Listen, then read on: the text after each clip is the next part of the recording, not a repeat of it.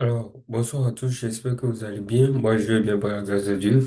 Ce soir, on va essayer de voir comment calculer la- une semelle sous deux poteaux jumelés.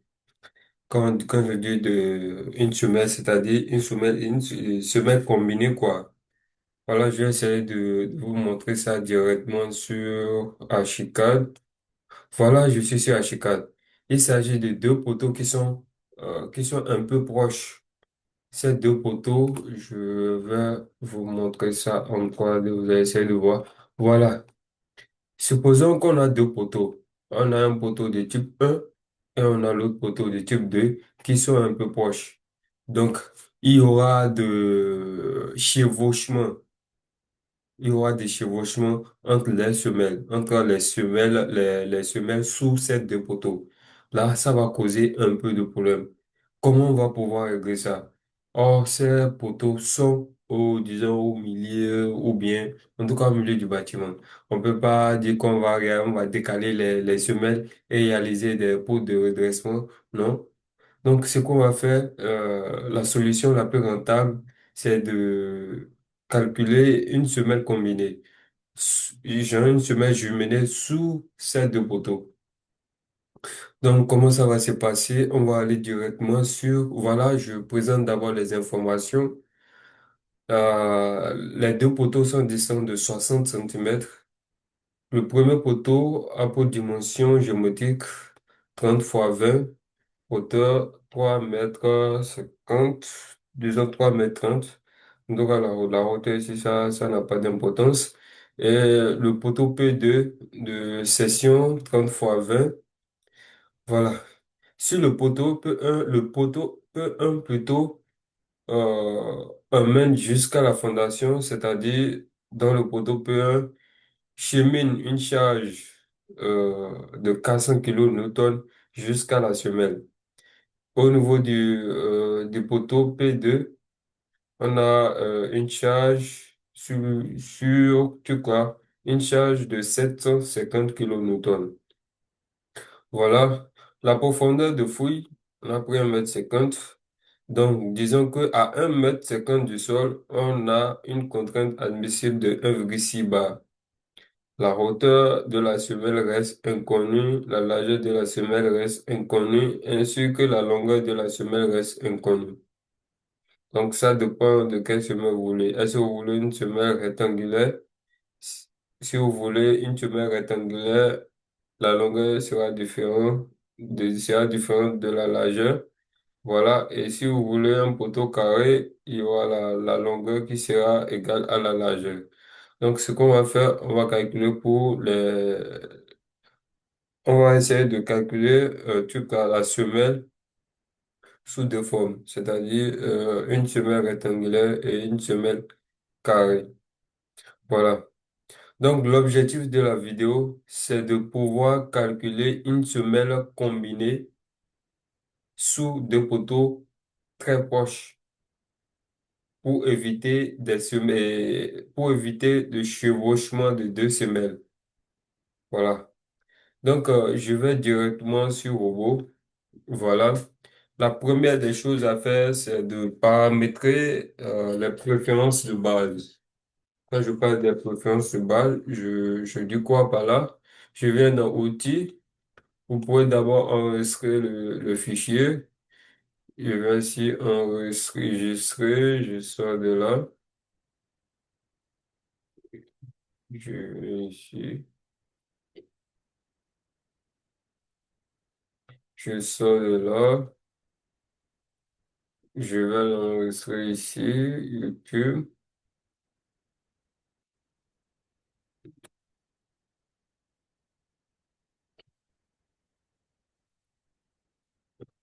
OK.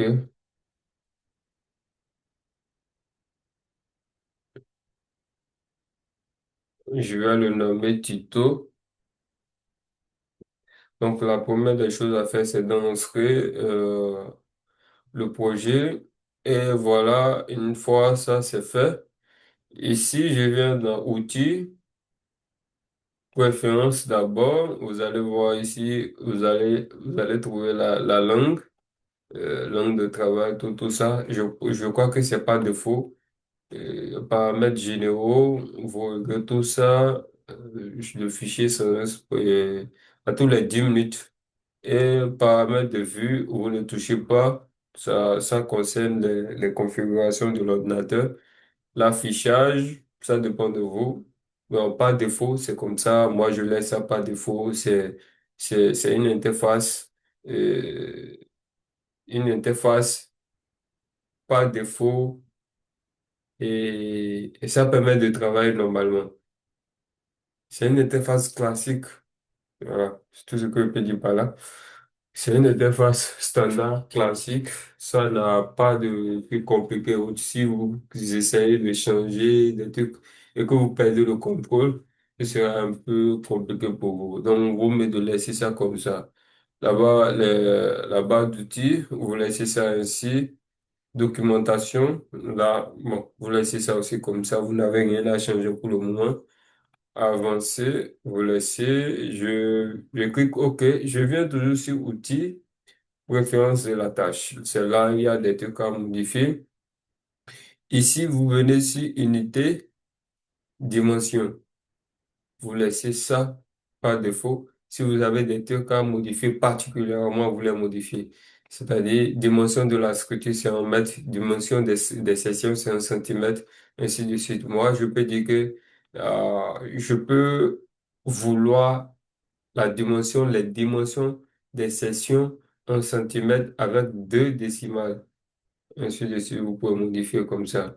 Je viens au niveau des forces, kilonewton, moment kilonewton par mètre et contrainte méganewton par mètre carré.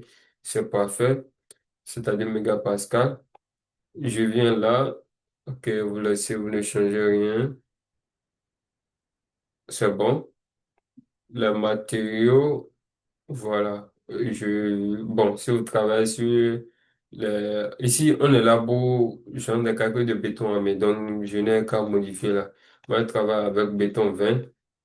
Voilà, c'est bon. Donc, catalogue, je n'ai rien à modifier là. Je n'ai rien à modifier dans le catalogue. Je viens ici, norme de conception. Ici, je viens sur béton armé et puis je prends balle 91 modifié 99.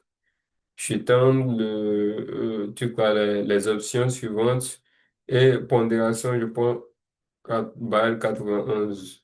Je continue sur analyse de la structure, j'ai rien à faire là. Analyse modale, j'ai rien à faire là. Et paramètres de travail, désactiver la synchronisation de la session de vue. Donc, vous laissez ça, maillage, vous laissez ça comme ça.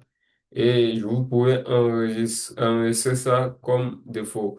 C'est-à-dire, enregistrer les paramètres que je viens de, genre que je viens de faire par défaut. C'est-à-dire, désormais, si je viens dans le logiciel, je peux choisir, supposons que quelqu'un travaille dans le logiciel, dans mon logiciel, puis il a paramétré ce truc, et que moi, je veux revenir sur les paramètres par défaut, je clique là, j'enregistre d'abord par défaut, et quand je change les paramètres par défaut, c'est le paramètre que j'ai fait qui vient moi.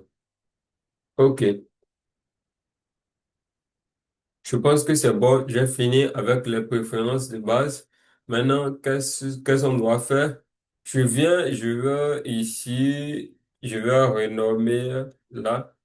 Je vais nommer ça fondation, éditer, changer de nom, fondation.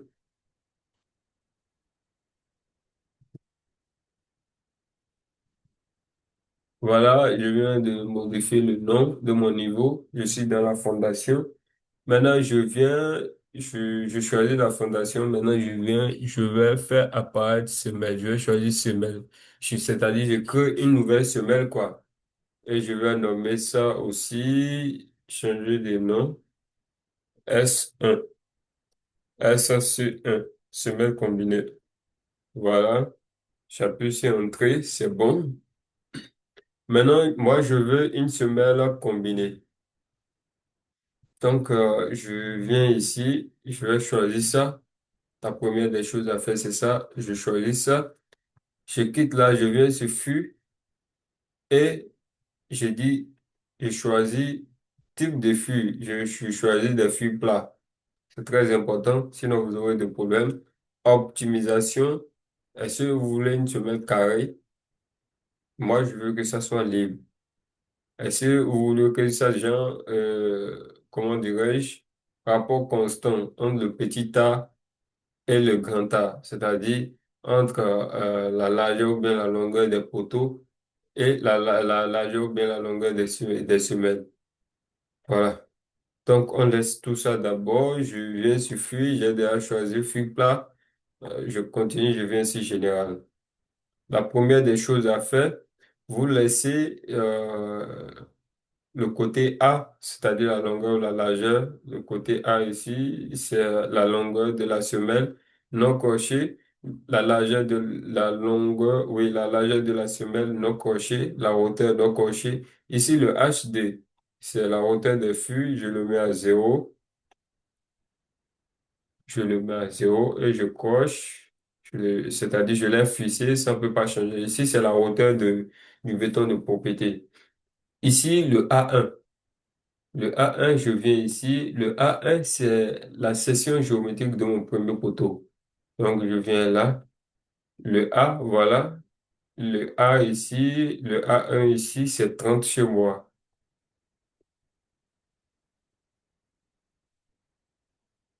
Le B1, c'est 15. Non, chez moi, c'est 20. Voilà. Le A2, c'est 30. Poteau de 30 fois 30. Le B2, c'est 30. OK. Le E-ins, le E-ins, c'est la distance entre le premier poteau euh, et la partie droite de la semelle, c'est-à-dire l'arête droite de la semelle. On va laisser ça d'abord, après vous allez voir. Je laisse ces deux trucs, je laisse. Le E2, ce qui est très important, c'est le E2. Voilà, je viens sur H4 là. La distance entre les deux poteaux, c'est 60. Donc, je viens en as ici, c'est-à-dire 60 plus 15, ça va faire 75. Et 60 plus 15, ça va faire 90. Donc, je mets les 90. 0,90. Voilà, c'est parfait. Je laisse ça comme ça.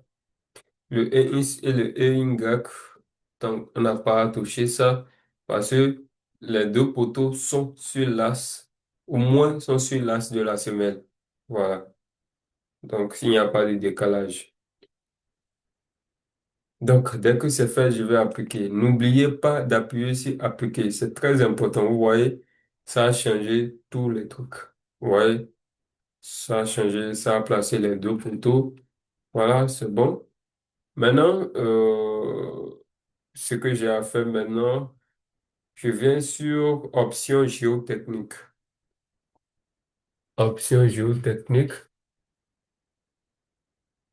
Les paramètres généraux, je n'ai pas beaucoup de trucs à modifier ici. Je laisse. Je viens sur contrainte. Contrainte, voilà.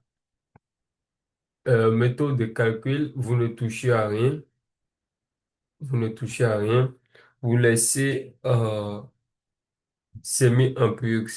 Ce qui a été coché, vous laissez ça comme ça. Et maintenant, vous mettez la contrainte admissible du sol, c'est, on avait dit combien, je viens ici à Chicago, la contrainte admissible du sol, 1,6 bar, ça va faire 0,16 mégapascal. Voilà. Ici, le QU que vous voyez là, ça, c'est, comment on appelle ça? La contrainte de rupture. Donc, oh, la contrainte de rupture, ça fait 3 fois la contrainte admissible. Ça fait 0,16 fois 3, ce qui va me donner 0,48 à 1,50 m du sol.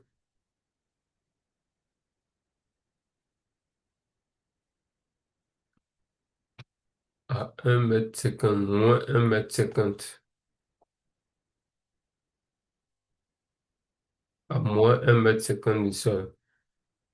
Voilà. Et je vais l'enregistrer. Après, je calcule, vous laissez, vous ne touchez à rien. Je l'enregistre, je quitte là. La prochaine étape, je viens là. Si les options, c'était les options du sol. Voilà. Le fond de fouille, on a dit moins 1 m 50. C'est bon. Et voilà, le NA, c'est le niveau. Voilà, un instant. OK. Le NA, je ne touche à rien. Je laisse ça comme ça. Je vais appliquer et je vais quitter. Donc, une fois les dimensions seront appliquées, ça va envoyer la semelle à son niveau normal. Maintenant, je veux appliquer les charges. Donc, qu'est-ce que je fais? Je prends charge de calcul. Donc, les charges que j'ai là-bas, ce sont des charges de calcul. Maintenant, ce sont des charges de calcul sur semelle et sur le poteau numéro un. Sur le poteau numéro un, je pense que c'est 400 qui est là-bas. Et le second, 750. Et j'ajoute. Parfait. C'est bon, je fais les options disposition de ferraillage. Voilà là. L'espacement minimal entre les aciers 10 cm et masse. Je prends 20 comme espacement masse. Voilà, c'est bon. Deuxième lit, je prends exactement la même chose. 20. Les fûts, je vais désactiver ça. Moi, je ne tire pas de fût. Et les attentes, je laisse ça comme ça. La forme, cocher seulement si nécessaire, je décolle ça, je vais le cocher pour mes trucs là, pour mes armatures. Je ferme ça, ça c'est bon. Je viens sur l'option de calcul. Général, je ne touche pas. Béton, je prends béton 20. Voilà. Acier longitudinal, je prends à chaque case, je décoche tout et je prends des barres de 8, 10, 12.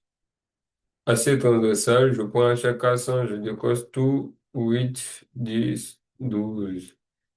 En matière additionnelle, je prends à chaque case 8, 10, je prends 6 aussi, 12.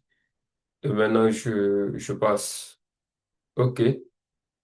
Maintenant, je viens sur paramètres de tâche. Voilà. Fissuration préjudiciable. Et nous sommes dans la fondation, je prends milieu agressif. OK. Les options de ferrage, je ne touche à rien pour le moment. La géométrie de la semelle sélectionnée n'est pas gérée par le module. Je laisse ça. Il semble que pour une semelle combinée, vous n'avez pas besoin de paramétrer les armatures types. Maintenant, je lance les calculs. Voilà. Maintenant, là où le problème se pose, ici, j'ai comme hauteur de la semelle 1 m 45. Je pense qu'il y a un problème là. Il y a un problème là.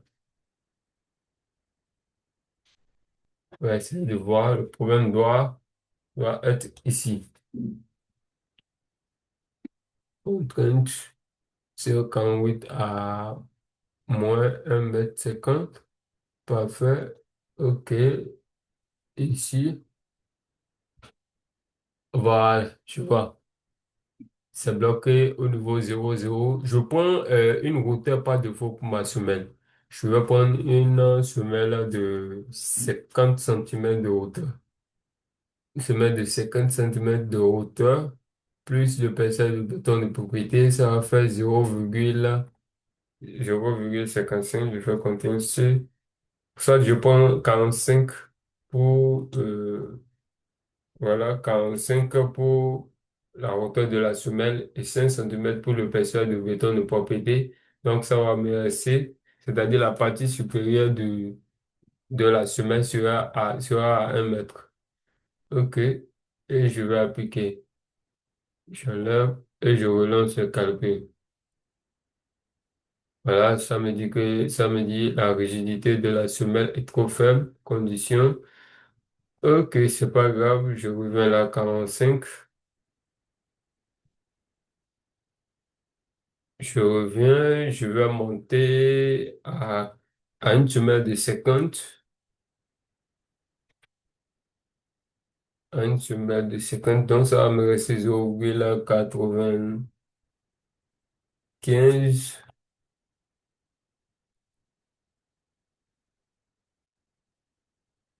J'applique et je lance le calcul. Voilà, toujours la même chose. Je passe à 90 pour voir.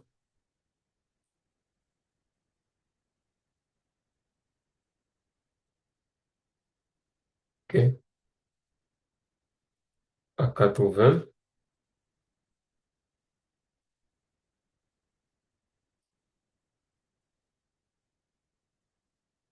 Toujours, c'est déjà à 65 centimètres. C'est pas grave. 70.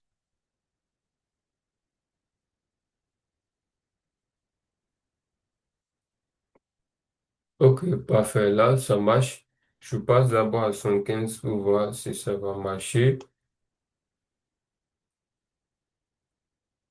Ok, ça marche. Voilà. Voilà.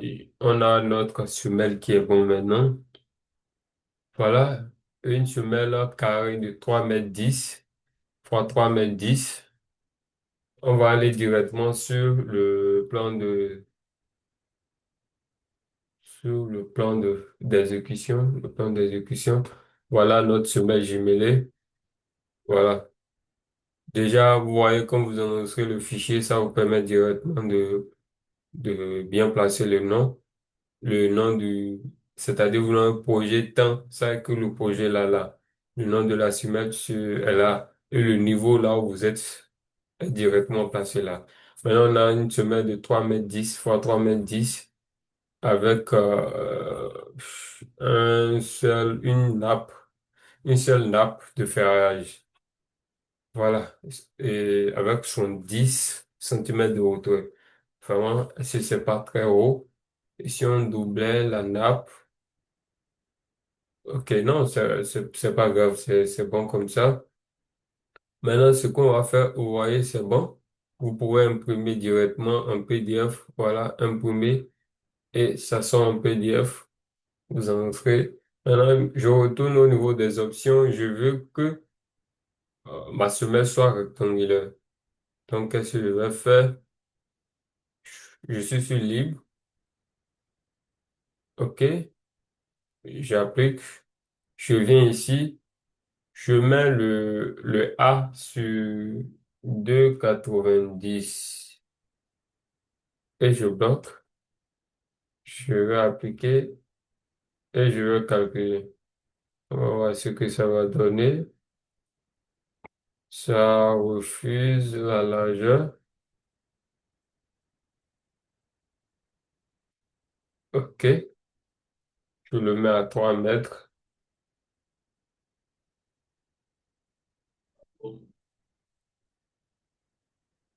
OK, un instant, 3 mètres et non 30. Je valide et maintenant je calcule. Parfait, c'est allé à 3,10 m, à 3 mètres. Je bloque et je calcule. Toujours le même problème. Je, je viens sur optimisation, je viens sur rapport constant et je vais essayer de calculer pour voir. Sûrement, ça va prendre une géométrie exorbitante. Voilà, c'est pas mal. Bon, je peux mettre A sur B égale à 1, fin. J'applique et je calcule. Voilà. Une semelle de 3,40 m sur 2,80 m. Voilà. Voilà ce qu'on va essayer de voir dans cette vidéo. Comment calculer une semelle combinée sous deux poteaux jumelés. Voilà. Sans plus tarder, on va se dire à la prochaine pour un nouvel tuto. N'oubliez pas de vous abonner à la chaîne et n'oubliez pas aussi de partager pour nous encourager. Merci et à la prochaine.